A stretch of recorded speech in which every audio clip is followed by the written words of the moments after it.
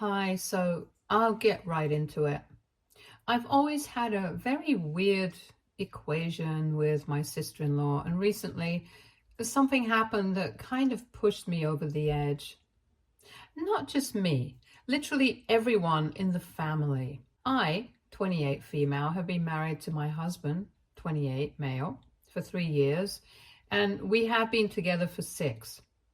Couple of months ago, we found out that we were expecting our first child together, and we were thrilled about it. A few days ago this week, we decided to have a baby shower and invite our families and friends to our new house for the event. My sister-in-law, Connie, 30 male, and her husband were also invited to the event. Connie has been with her husband for 8 years and married for 5, and they have been trying to have a baby for a really long time, but haven't been successful. Recently, they started their IVF treatments because even though neither of them had any fertility issues, they were still struggling with conceiving. Had she been a better person, I might have felt bad for her. But after what she did recently, I'm glad that she hasn't been able to conceive yet because she's crazy and honestly doesn't deserve to be a mother. Connie and I don't really get along, and I would say that it's her fault because I've always been cordial with her, but she just has a weird attitude about everything. Earlier, she used to be nice to my face, but I had heard from several of her family members that she constantly put me down behind my back and made fun of a lot of things about me. So I slowly distanced myself from her. And then eventually we got to the point where we were only nice to each other for the sake of our family and nothing more. So inviting each other to events was more of a formality, and we knew it. She had been invited to my pregnancy announcement party as well, and even there, all she had done was sulk. And maybe I should have taken that hint and not invited her this time. But I didn't think much of it.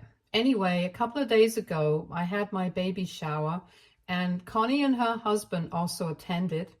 They were one of the first few guests to arrive, so we had taken a few people on a house tour since it was a new home. And yes, this is quite an important detail. And anyway, after everyone had arrived and the baby shower was in full swing, I was speaking to a couple of friends when Connie came to my side and asked me if I could show her where our bedroom was because she wanted to rest for a bit since she was feeling kind of nauseated. I thought that it was quite strange that she came to me and not her brother. But since I was busy with my friends and also because I was heavily pregnant, I told her to find my husband and ask him, since I really didn't feel like getting up. But she told me that she also wanted to speak to me in person and privately, which is why she had asked me specifically since she didn't actually need to rest. She just wanted to talk to me and needed an excuse for it. That made me a little curious, so I decided to excuse myself and got up to take her to the bedroom so we could talk away from everyone else. I actually thought that she was going to apologize for her behavior in the past or something because she was being really nice. And I guess that should have made me suspicious, but anyway, I didn't think of it and started walking with her to the bedroom. And here's the deal with our house. It's pretty big, and that means that our bedroom is quite a distance from the living room.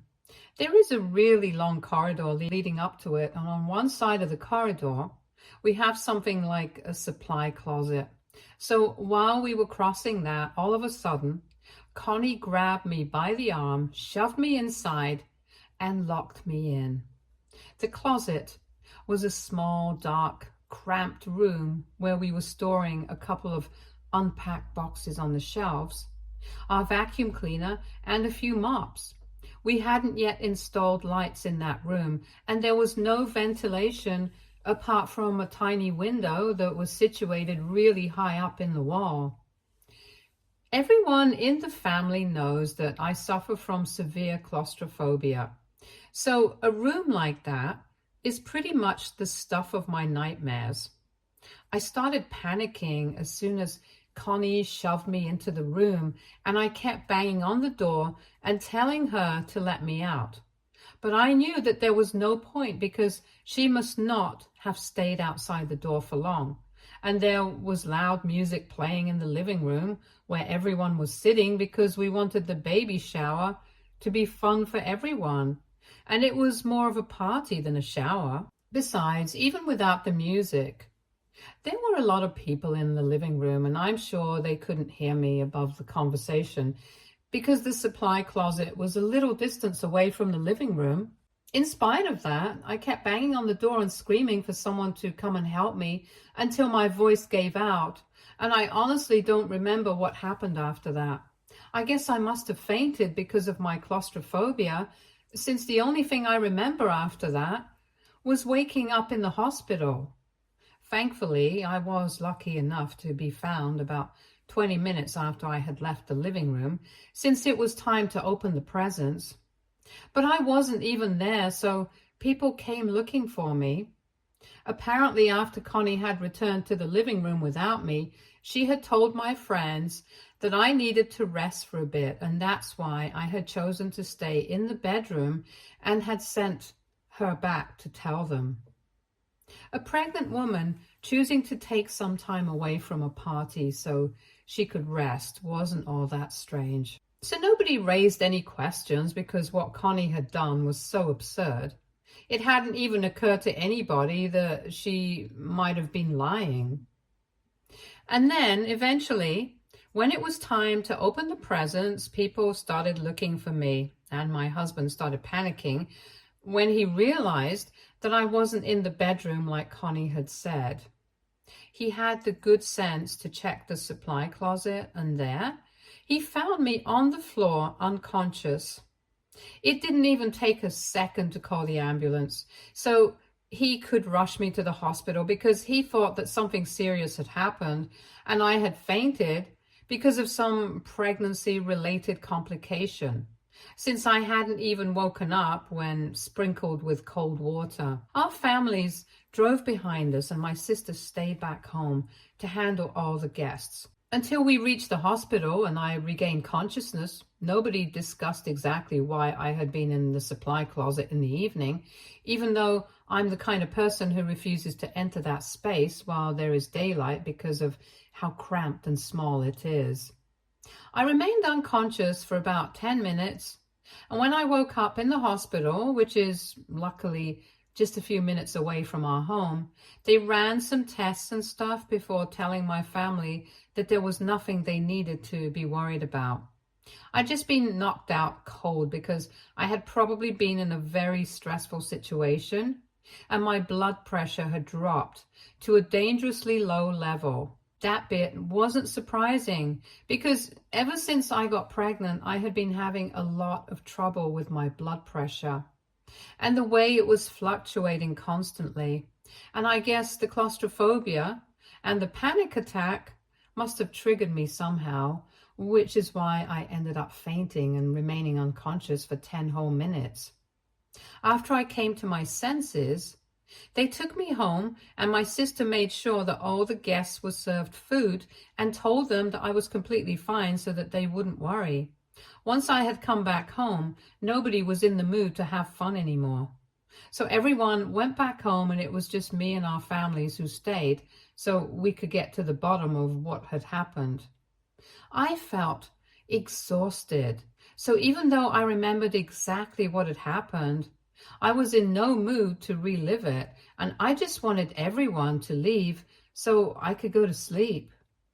But luckily for me, my friends who had been speaking to me before I left the room with Connie had heard the conversation between me and her, and they knew that it was Connie who had taken me out of the living room so we could go to the bedroom. And in all likelihood, she was the one responsible for this. So before they left, they had told my husband about it. They didn't bother me that evening, but the next morning I found out from my husband that he had confronted Connie before the family had left. And while I was resting in the bedroom, they had been arguing in the living room. Our families were there, and so was he, and Connie kept denying that she had anything to do with locking me in the supply closet. She claimed that she had gone with me to the bedroom to apologize for always being cold and a bit mean to me all the time. And apparently we had made up for the last couple of years. Then I told her that I wanted some time away from the party, so I stayed in the bedroom and she came back. So she really had no idea why I had ended up in the supply closet and denied having anything to do with it. And since it was just her word against my friends, they couldn't come to a conclusion that evening. But the next morning I woke up in a much better condition, and after breakfast my husband asked me what exactly had happened, and I told him everything. I told him I had kept banging on the door of the supply closet, begging Connie to let me out, but she probably hadn't even been there to hear me. He was furious and called the rest of the family over once again so we could deal with the situation, and this time I was present as well, so she couldn't deny what she had done. I remember that morning Connie showed up looking really sick and pale because she probably knew that she was screwed. Her husband also looked worried, but I don't think that he knew exactly what his wife had been up to. Anyway, I recounted what had happened that evening and confirmed the fact that Connie was the one who had pushed me into that closet and left me there. Everyone seemed horrified and nobody really knew what to say because I don't think anybody wanted to believe that somebody they had known for so long was capable of doing something so horrible. Truth be told, I get that because no matter what kind of relationship I had with Connie, even I had found it very difficult to believe that she had done something so unhinged. But that was the truth. She had tried to harm me on purpose, and I didn't even feel safe around her anymore. After I was done talking, my mother-in-law, Pam, was the first one to speak up. She sounded really disappointed and resigned and said that she should have seen this coming because for the past couple of months, Connie had been absolutely livid with me. The reason for that was that she felt like I was rubbing it in her face, the fact that I was pregnant before her, even though she had been married for longer than me. She had even said that she was very unhappy with the fact that I would be the first woman in the family to give Pamela a grandkid and not her. But Pam thought that these ramblings against me were just harmless and petty, so she never brought it up with us. But she had no idea that Connie would go out of her way to do something like this out of anger and jealousy. At that point, Connie started crying and said that she hadn't done this out of anger, but it was only meant to be a harmless and innocent prank. She claimed that she had no idea that this was going to go so wrong, and she had actually intended on just leaving me locked in there for a couple of minutes as a prank. And then she would let me out and apologize for not just locking me in for her behavior towards me for the past couple of years. She said that she had completely forgotten about the fact that I was severely claustrophobic, and when she realized that I had fainted in the supply closet, she knew that people would think that she had done this on purpose, and that's why she had chosen to lie about the previous night, because she was scared of the consequences. But now she did not want anyone in the family to misconstrue what she had done, and she had done it. So she insisted that it was just a prank and she didn't really intend to harm me. Unfortunately for her, nobody really believed her because, well, it wasn't very believable, and I was very pissed off that she had put me through so much just because she was upset that she wasn't getting pregnant, as if it was my fault. I hadn't even been rubbing it into anyone's face like she was saying. I had only held a pregnancy announcement a couple of months back, and now this baby shower. As far as I'm concerned, these are very common events pregnant people host, and they are not meant to rub the pregnancy into anyone's face. If that's how she felt, that was her own fault and insecurity showing. Also, what she had said about me being the first woman to give Pamela a grandkid was just disgusting, because this wasn't a competition or a race. The bottom line was that she was upset that she hadn't had any luck in getting pregnant, and I hadn't even been trying, but I still got pregnant. And it sucks for her that she's having to deal with fertility issues in spite of having all normal results. But that's really not my fault or my problem. And I had had enough rest, so I was furious the next morning, and I told Connie that for the past couple of years, she has been nothing but weird with me. But I had never even done anything to her. In fact, I had always tried to be nice to her, and she was the one who had constantly faked it with me, and then gone behind my back to talk crap about me. Even then, I had stayed dignified and just distanced myself from her, but it seemed like she was just never happy and wanted to make sure that she created enough problems for me. I told her that I could understand that she was feeling jealous and insecure, but for somebody to act like this was just demented, and I did not feel safe around her anymore. I told her that she was a horrible human being for what she had done, even though nothing had happened to me. Something very easily could have happened, and I knew it was not a prank like she was trying to pass it off as. I knew that she saw me as competition, but unfortunately, I was not competing with anyone, and she had no right to drag me into this for no reason. Then I told her that I did not want her visiting or speaking to me anymore. And then I turned to everybody else and said that if they spoke to her again, then I would not speak to them. So it was either going to be her or me. And that's when Connie started protesting, saying that I had no right to do that, especially when she had just been playing a prank. I could see that both she and her husband were actually worried, but I had said whatever I had to say, and they could go on screaming, but it didn't matter, since I knew that the rest of the family was also going to agree with me. Eventually, Connie got way too loud, and my mother-in-law had to step in. She told Connie to stay quiet because this was just a consequence of her own actions, and she had lost the right to protest against it. And then she said something that shocked us all. She backed me up and told me that I was right. It wouldn't be possible to look at Connie the same way because what had happened was just insane, and nobody was going to believe her claim of it only being a prank. Then she went on to say that she was cutting Connie out of her life for now, and maybe in the future they would be able to make up, but right now she didn't want anything to do with her. And that also meant that she was no longer going to be paying for the IVF treatments. So they would have to look for some other way to deal with it. My father-in-law, who is a generally quiet man and mostly lets Pamela do all the talking, also agreed with this, and I'm not even exaggerating. Connie and her husband literally erupted at that point. They started screaming at Connie's parents and said that they couldn't do this since everyone knew that they were really desperate to start a family and they couldn't afford the IVF treatments along with everything else that was going on. So Connie's parents had been their only hope.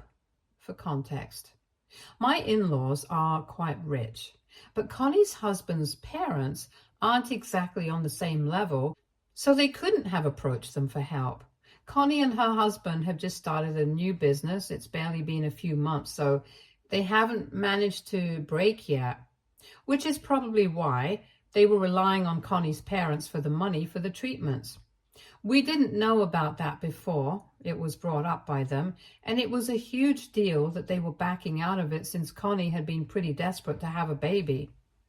When Connie and her husband started screaming hysterically, Pam stood her ground and said that given her current state of mind and the way she was behaving, she thought it was best for her not to have a baby right now, and I couldn't agree more. Nobody had anything to say, and Connie just broke down and kind of just fell to the floor while crying, and it was pretty pathetic to see her like that. But I wasn't going to go back on my word. She continued to sob on the floor for about 5 minutes, and nobody said anything during that time. But then she got up, and I thought that she was going to speak to her mother. But she came directly towards me and actually started begging for forgiveness. And I mean, she was really begging. She was on her knees and everything and said that she was genuinely and truly sorry for what she had done. But she knew that I could make this right by speaking to Pam, and I just had to do it. Pam tried to be gentle with her and told her that her mind had been made up and not even I could change it.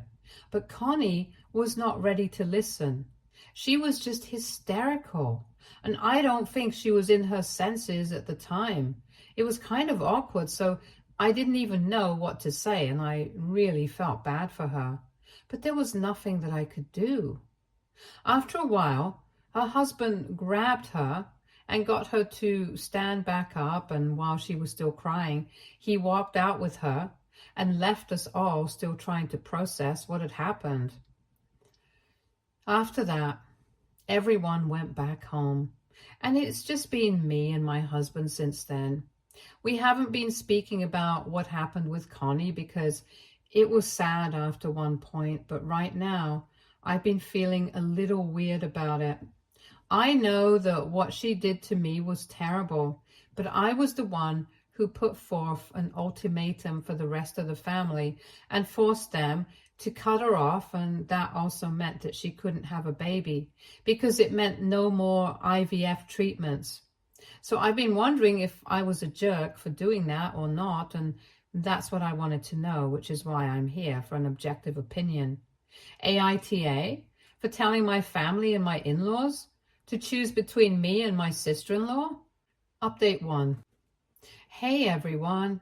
I would just like to first thank everyone who responded to my post and commented on it. The majority of the comments agreed that I'm not the one at fault here. So I'm pretty relieved because I had been feeling very heavy and guilty after what had happened. I guess I just hadn't expected her to beg for forgiveness like that.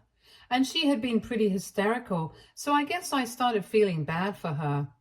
I still kind of feel bad for her, but to be honest, this was something that she deserved.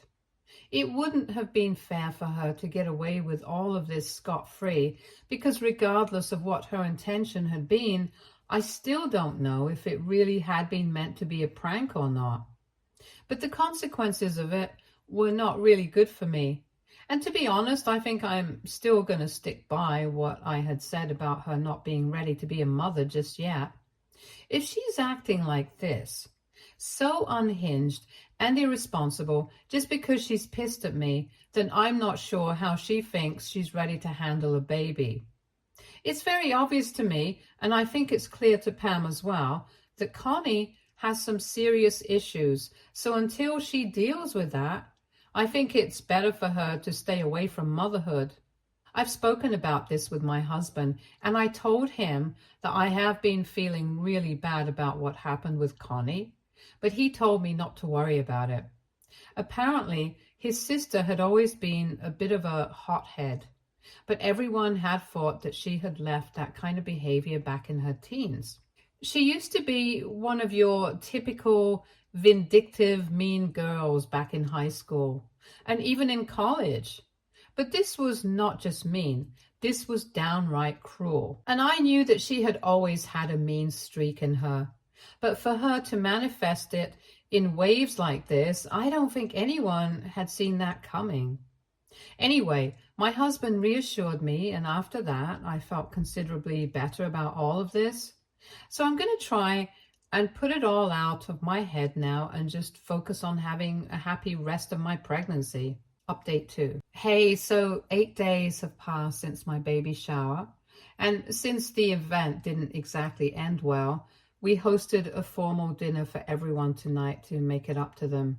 And obviously, Connie and her husband were not invited this time. I hadn't opened any of the gifts, so I decided to open them today. With all my friends and family around me, we were all having quite a nice time until dessert was served.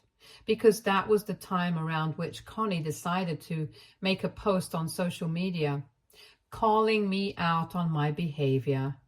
Yeah, the irony is astounding that after everything that has happened, she is the one who's calling me out. I had blocked her shortly after the incident had taken place. So I didn't know about the post, but she had tagged a couple of my friends and a few family members on it. So they were notified and read it out to me. It was ridiculous. She had posted that apparently I had always been in competition with her, and I had really thought that I won when I got pregnant before her. And she acknowledged the fact that she had lost her temper a couple of days back during my baby shower and had locked me in the closet. But my way of retaliation has been a lot more severe than what she had done. She posted that I had forced her family to cut her off and made sure that she wouldn't be able to get pregnant by convincing her mother not to contribute to her IVF treatments anymore. But unfortunately, my plan was not going to work because they had decided to pay for the IVF treatment themselves, and they were definitely going to have a baby. So the rest of the family could cut her off, but it was not going to make a difference to her because she was determined to become a mother and start her own family.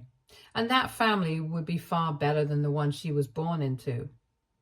Since apparently both her family were too busy sucking up to me instead of looking after the only daughter that they had, I tried really hard to feel offended at that post, but honestly, it was just such a huge joke that I ended up laughing at it, and everyone else followed me. So we brushed it off as a big joke and didn't even talk about it because I wasn't going to let Connie ruin an event for me a second time.